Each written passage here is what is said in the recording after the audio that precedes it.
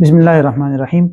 आजकल बहुत सारे दोस्त फॉरेक्स ट्रेडिंग के बारे में भी सवाल करते हैं, जहां लोग मामलात करते हैं और वहां से पैसा कमाते हैं। फॉरेक्स ट्रेडिंग दर हकीकत फॉरेन एक्सचेंज या आप कह सकते हैं मुख्तलिफ ममालिक की करेंसियों का एक्सचेंज और तबादले का एक प्लेटफॉर्म है, जहां लोग मुख्तलिफ ममालिक की करेंसियों को आपस में तबादला करते हैं और उस पर पैसा कमाते हैं। और इसके साथ साथ कमोडिटी एक्सचेंज भी होता है, सोना, तेल वगैरह या इस तरह की चीज़ें भी वहाँ उनकी ख़रीदारी के मामलात करते हैं और वहाँ से पैसा कमाते हैं। ये बात उसूली तौर पर जहन में रख लीजिए कि शरीयत में आप उस चीज़ को ख़रीद कर और फिर उसके बाद उसको बेच कर उस पर प्रॉफिट कमा सकते हैं। जब आप कोई चीज़ ख़रीद कर अपनी ऑनरशिप और मिल्कियत में भी ले आए और उसके बाद उस पर पोजीशन और कब्ज़ा भी आपका आ जाए, इस तरह आ जाए कि आप जहाँ चाहे उस चीज़ को अपने तौर पे भी इस्तेमाल कर सकें और किसी जगह बेच कर उस पर प्रॉफिट भी कमा सकें।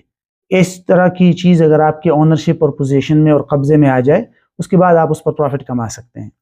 लेकिन सबसे बड़ा मसला फॉरेन एक्सचेंज के अंदर यही होता है कि वहाँ अकाउंट में तो आपकी जो चीज़ आपने ख़रीदी है उसको ज़ाहिर तो किया जाता है, लेकिन वो हकीकत में आपकी मिल्कियत या आपकी पोजीशन में नहीं होती।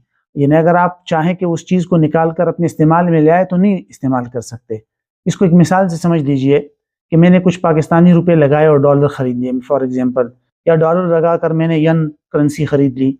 अब उसके बाद मुझे ये ऑप्शन वहाँ नहीं होता कि जो यन या करेंसी मैंने ख़रीदी है उसी को मैं विड्रॉ करके उसको इस्तेमाल कर सकूँ, बल्कि वहाँ मुझे ये मेरे ऊपर ये लाजिम होता है कि जो करेंसी मैंने ख़रीदी है उसी को मैं उसका इंतज़ार करूँ। अगर वो बहुत महंगी हो जाती है तो उसको मैं बेच कर दोबारा डॉलर ज़्यादा ले लूँगा, या अगर वो सस्ती हो गई तो मुझे कम डॉलर मिल जाएंगे। मिसाल के तौर पर $10 लगाए मैंने, कुछ यन ख़रीद लिए, तो मुझे यन नहीं दिए जाते, बल्कि मुझे कहा जाता है कि अगर ये यन महंगा हो गया तो आपको डॉलर वापस ज़्यादा मिल जाएगा, और अगर कम उसकी यन की कीमत कम हो गई तो आपको डॉलर कम वापस मिलेंगे, यानी लॉस हो जाएगा।